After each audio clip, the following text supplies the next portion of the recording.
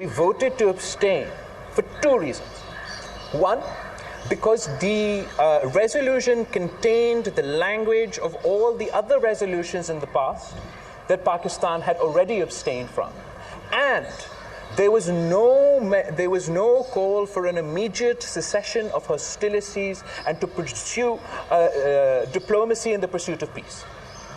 मगर जहाँ तक ये रेफरेंडम की बात है, जहाँ तक उन टेरिटरीज का जम करने की बात है, as far as the referendum is concerned, allow me to read out portions of the explanatory note on our vote on the resolution that we abstained on.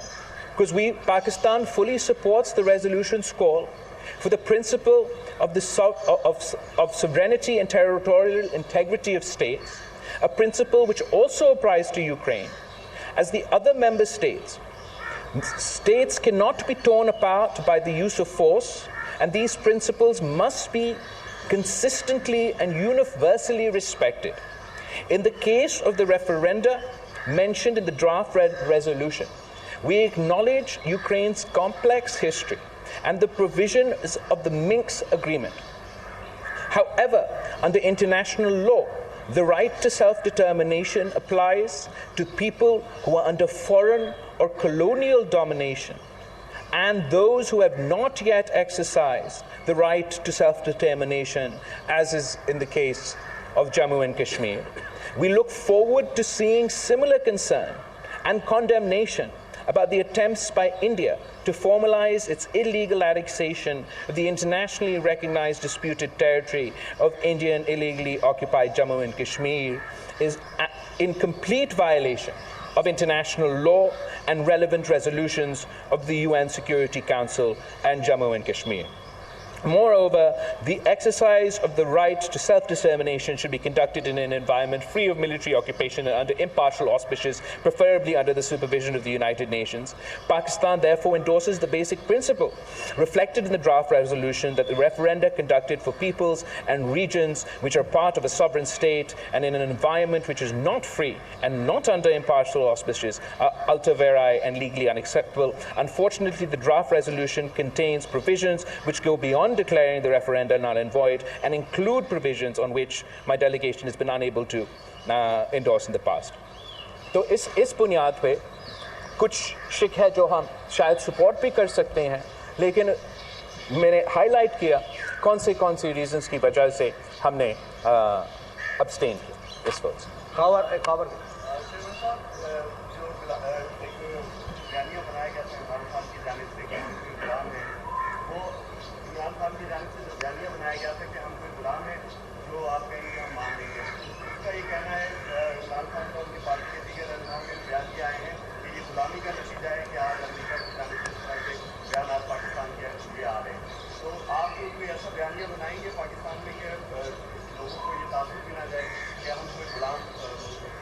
तो पाकिस्तान के अवाम जमहूरियत के थ्रू अपना आज़ादी हासिल करते हैं और अपने आइनी हकूक़, अपने जमहूरी हकूक़, अपने इंसानी हकूक़ के लिए जदोजहद की है, कुर्बानियाँ दिए हैं, जेल भरे हैं, जानों तक की कुर्बानियाँ दिए हैं. पाकिस्तान की जमहूरी जदोजहद उस दिन से शुरू नहीं हुआ जब से हमने पहली बार एक सिलेक्टेड वज़ीर आज़म को अपने दफ्तर से भगाया. पाकिस्तान के एक तवील तरीन जमहूरी जदोजहद है जिसके साथ खान साहब मजाक कर रहा है इस वक्त.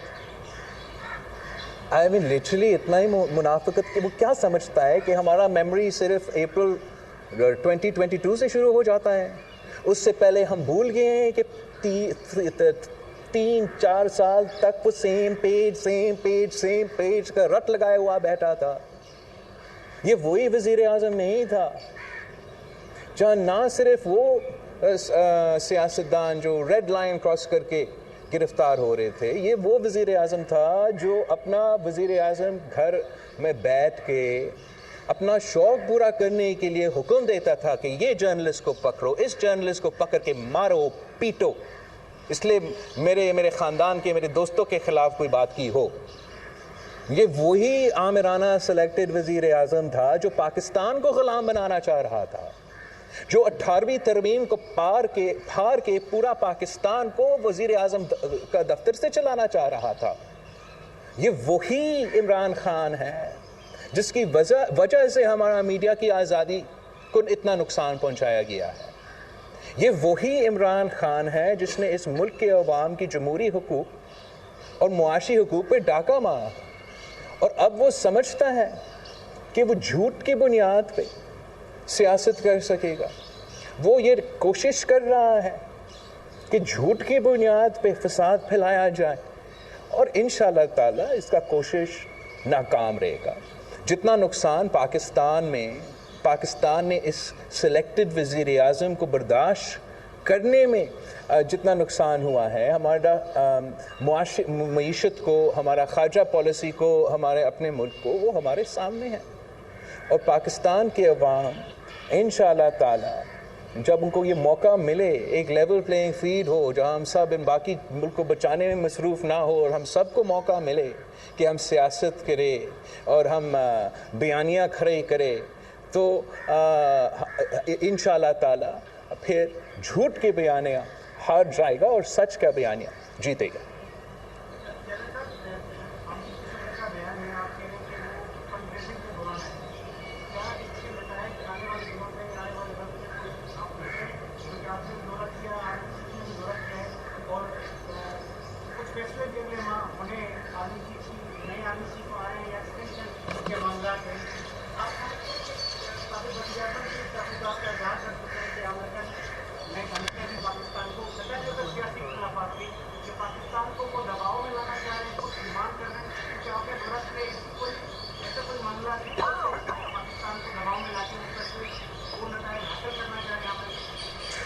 جہاں تک آئی تھنک کہ ہمیں کوشش کرنا چاہیے, ایک تو اس کو یو ایس ایمبیسڈر کو ڈیمارش شاید اسی وقت ہو رہا ہوگا, تو ان کو ضرور موقع ملنا چاہیے کہ اپنا ملک کا جو صحیح موقف ہے وہ پیش کرے. لیکن میں آپ کو ضرور کہوں گا کہ ہم اس بات سے گریز کریں کہ ہم کنسپریسی تھیریز میں چلے جائیں.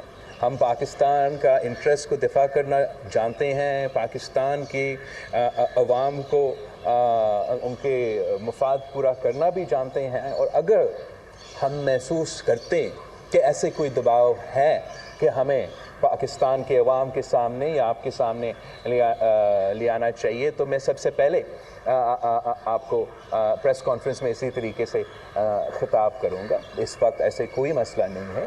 شور اپنا ہمارا ایک موقف ہے مختلف ایشوز پہ, امریکہ کے اپنے موقف ہیں مختلف ایشوز پہ, دوسرے ممالک کے اپنے اپنے موقف ہوتے ہیں, لیکن جب آپ رسپانسبل اور میچور اسٹیٹس ہوتے ہیں, آپ انگیج کرتے ہیں, کچھ ایشوز پہ آپ اگری کرتے ہیں, کچھ ایشوز پہ آپ ڈس ایگری کرتے ہیں, جن ایشوز پہ آپ اگری کرتے ہو آپ ان پہ عمل کرنے کی کوشش کرتے ہیں. اور میں سمجھتا ہوں کہ اس اسپیس میں پاکستان کے لیے بہت ہی مواقع ہیں کہ ہم پازیٹیولی انگیج کریں سارے دنیا کے ساتھ اور اپنے عوام کو فائدہ پہنچائیں.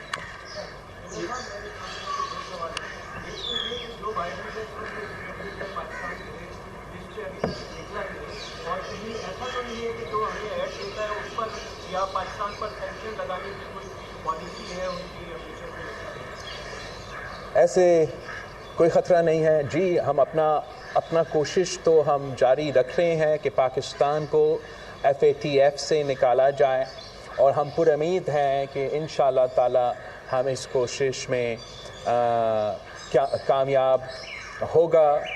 سینکشنز کا تو دور تک ابھی تک تو کوئی ایسی سوال کی بات نہیں ہے, نہ ہی کوئی خطرہ ہے. میں سمجھتا ہوں کہ ویسے ہی عام صورتحال میں سینکشنز ایک اتنا فائدہ مند ہتھیار نہیں ہوتا ہے, اور وہ جو سینکشنز ہوتے ہیں وہ دنیا کی معیشت کو نقصان پہنچاتے ہیں, دونوں ممالک کو نقصان پہنچاتے ہیں, نہ صرف اس ملک کو جس نے سینکشنز لگائے ہیں. اس کانورسیشن کا اس موقع پہ اس پہ بالکل ہی کوئی خطرہ ہے, نہ ہی کوئی کانورسیشن. وحید راجپر صاحب. کس نے؟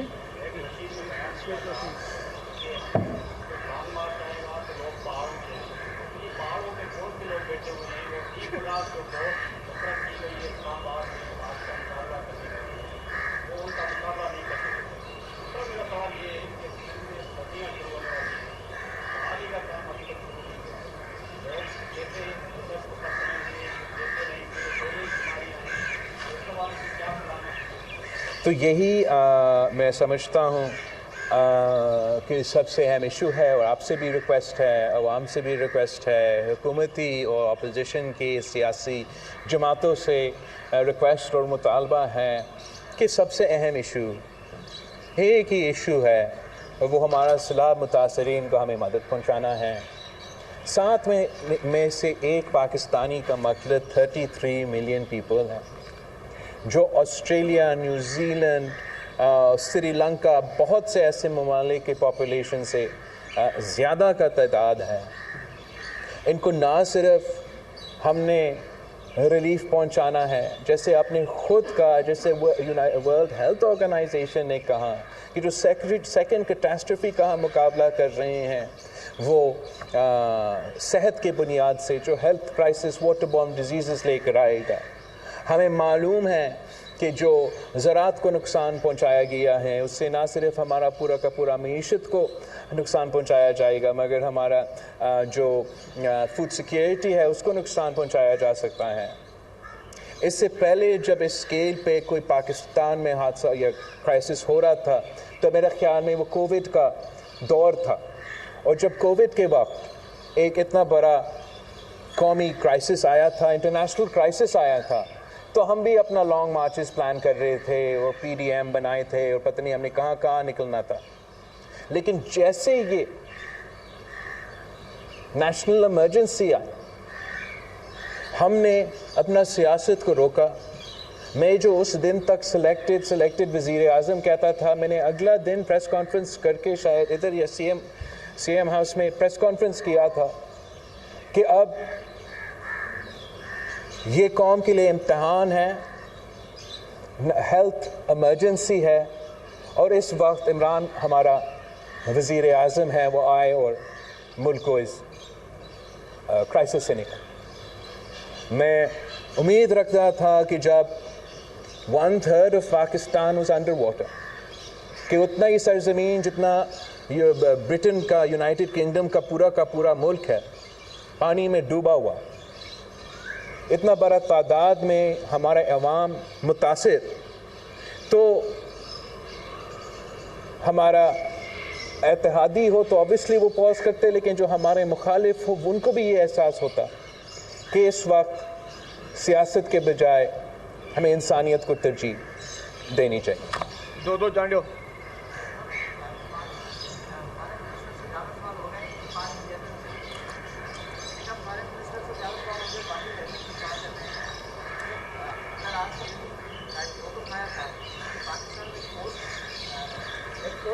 پاکستان میں جو بہت اہمیت رکھی ہے، فیفا وار حصہ ہوگی، اس نے کہا کہ مشاورت سے ہونا چاہیے، سب پارٹیوں سے مشاورت کر کے نئے آدمی کے نام جو ہے آ جانا چاہیے۔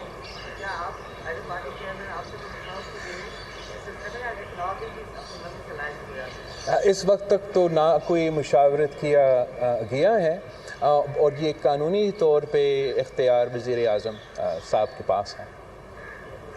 اکرم بلوچ۔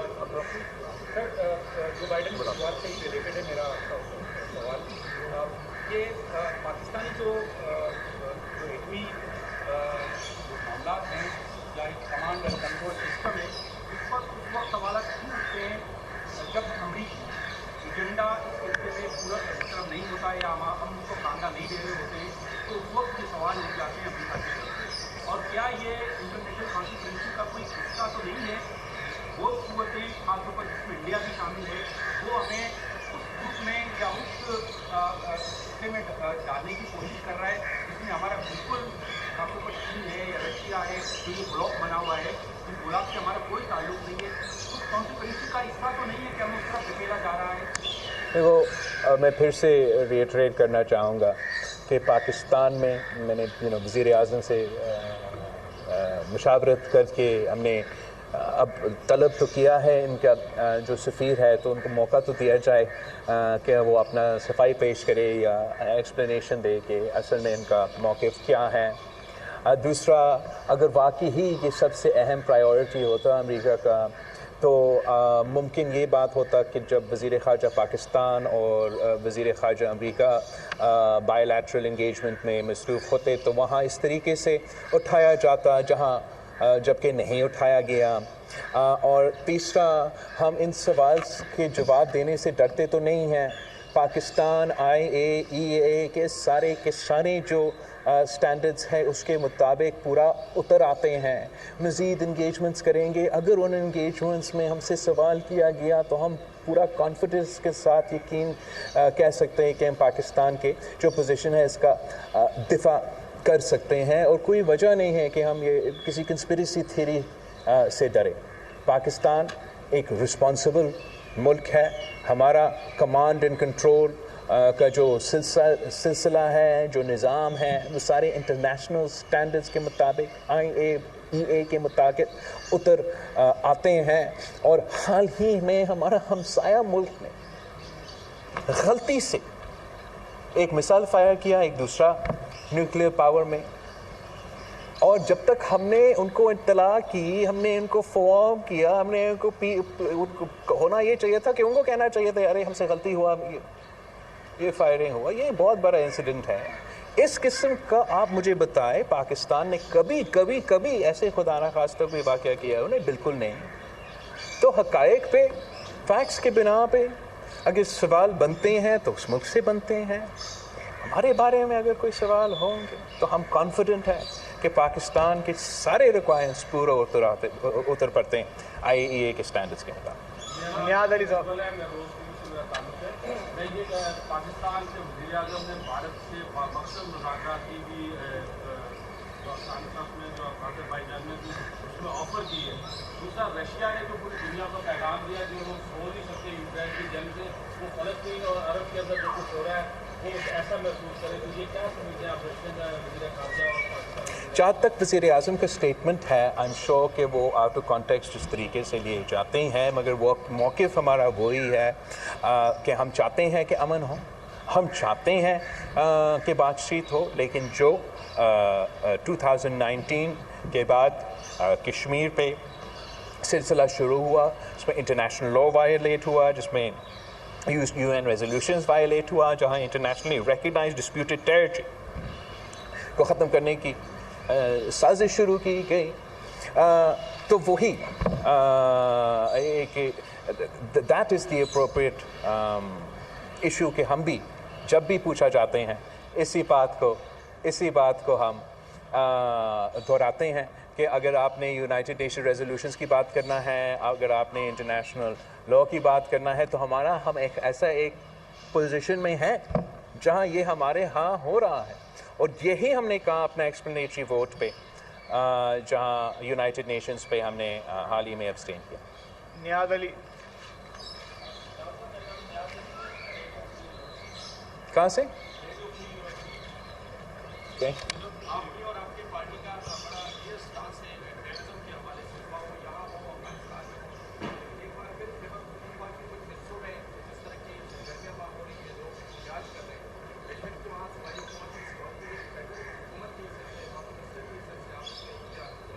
جہاں تک یہ پورا ٹاپک ہے اور انتہا پسندی پہ اور دہشت گردی پہ جو پاکستان پیپلز پارٹی کے سوالات ہیں, کل ہی میں اسلام آباد میں پاکستان پیپلز پارٹی نے ایک پارٹی میٹنگ کیا تھا ہمارے اپنے سارے وزیروں کے ساتھ, اور اس میٹنگ میں یہی بات اٹھا تھا, اور ہم نے یہ طے کیا کہ پاکستان پیپلز پارٹی آفیشلی اس بات کو پارلیمنٹ میں کیبنٹ میں اٹھائیں گے. اور اس کے لیے میرا خیال میں کل فیصل کنڈی صاحب اور شہری رحمان صاحبہ نے پریس کانفرنس بھی کی تھی. ہم بالکل دہشت گردی کو, انتہا پسندی کا بھی مذمت کرتے ہیں. ہم اس لیے خان صاحب کی اپیزمنٹ پالیسی کے خلاف تھے کہ ہم سمجھ رہے تھے کہ ہمیں ایک غلط راستہ پہ, غلط راہ پہ لے کے جائے گا, میں وہیں واپس لے کے جائیں گے جس سے ہم نے بہت مشکل سے, بہت قربانیوں سے, ہمارا افواج, ہمارا پولیس, ہمارا انتظامیہ, ہمارا سویلینس, ہمارا قیادت تک کی قربانیوں کی وجہ سے جہاں ہم پہنچے تھے. ہمارا یہ خوف تھا کہ خان صاحب کی اپیزمنٹ پالیسی کی وجہ سے اس میں ہمارا نقصان ہوگا. ہم کہتے رہے, مطالبہ کرتے رہے کہ بات چیت پارلیمنٹ کی پیٹھ کے پیچھے نہیں ہو سکتی. بات چیت اگر پارلیمنٹ کی پیٹھ کے پیچھے ہوگی تو اس میں نہ وہ لیجیٹمیسی ہوگا، نہ اس کا اسٹیک ہوگا، نہ اس کا لانگیویٹی ہوگا. اور اب جو صورتحال ہے اس پہ ہم ضرور پریشان ہیں اور اپروپریٹ فورم پہ اٹھائیں گے. لاسٹ کوشچن حمید سمرو صاحب.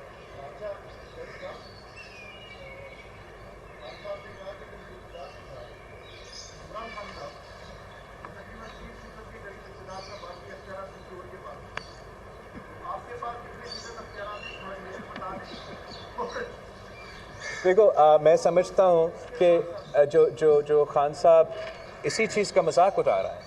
کچھ پاکستان کی تاریخ آپ سب کے سامنے ہے کہ کتنے وزیر اعظم پہ کتنا اختیار تھا اور کتنا یہ اس ریلیشن شپ میں بیلنس لانے کے لیے جدوجہد کیا گیا تھا، اور کس طریقے سے ہم نے پھر چارٹر ڈیموکریسی 18ویں ترمیم اور NFC ایوارڈ کے ساتھ ایک ایسا ماحول پیدا کیا جس سے جمہوریت کے لیے پاکستان میں اس قسم کا سپیس پیدا ہوا.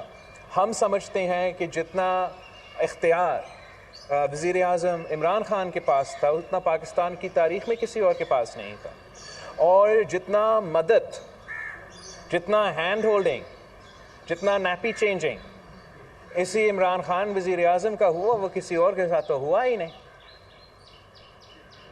اور خان صاحب کی افسوس اس بات کی ہے، خان صاحب جمہوریت کا مطالبہ نہیں کر رہا ہے، خان صاحب سویلین بالادستی کی مطالبہ نہیں کر رہا ہے. وہ چاہتا ہے کہ پھر سے اس کا ناپیس چینج ہو، وہ چاہتا ہے کہ پھر سے وہ سلیکٹ ہو کے وزیر اعظم بنے، اور وہ چاہتا ہے جب وہ کہتا ہے کہ میں ایسے ماضی کا وزیر اعظم نہیں بنے گا، وہ مطلب وہ چاہتا ہے کہ اس کا ہر بات مانا جائے. وہ قوم کو آزادی نہیں، وہ قوم کا خود آمر بن کے اداروں کو اپنا ٹائیگر فورس میں تبدیل کر کے اس ملک میں راج کرنا چاہ رہا ہے. ہم سمجھتے ہیں کہ اس ملک پہ اقتدار کا جو حق ہے وہ پاکستان کے عوام کا ہے. ہم سمجھتے ہیں کہ جمہوریت کے تھرو ہماری جو پروونشل اٹانومی ہے، ہمارا جو سیاسی سسٹم ہے، کہ ان کو آزاد طریقے سے چلانا چاہیے، ان کو اپنا مرضی سے بالکل اپنے نمائندے کو چننا چاہیے. اور یہ جو ایکسپیریمنٹس کے لیے جاتے ہیں، ملک و قوم کی قسمت کے ساتھ کھیلا جاتا ہے، ایک سلیکٹڈ، دوسرا سلیکٹڈ، تیسرا اسٹریٹجک ایسٹ، دوسرا اسٹریٹجک ایسٹ، ہر دفعہ ان کا الٹا اثر ہوا ہے. تو ہمیں اس بات کا اس نتیجہ پہ پہنچنا چاہیے کہ پاکستان کے عوام پہ بھروسہ کریں، پاکستان کے عوام کو اپنے فیصلے دیں، اور جو پاکستان عمران خان واپس دیکھنا چاہتا ہے اس پاکستان میں ہم اس نظام میں ہم واپس نہیں جانا چاہتے ہیں. ہم چاہتے ہیں کہ آپ کو بھی آزادی ہو، بولنے کی آزادی ہو، تنقید کرنے کی آزادی ہو، سچ بولنے کی آزادی ہو. پاکستان کے عوام آزاد طریقے سے صاف و شفاف الیکشنز میں حصہ لے، اور کوئی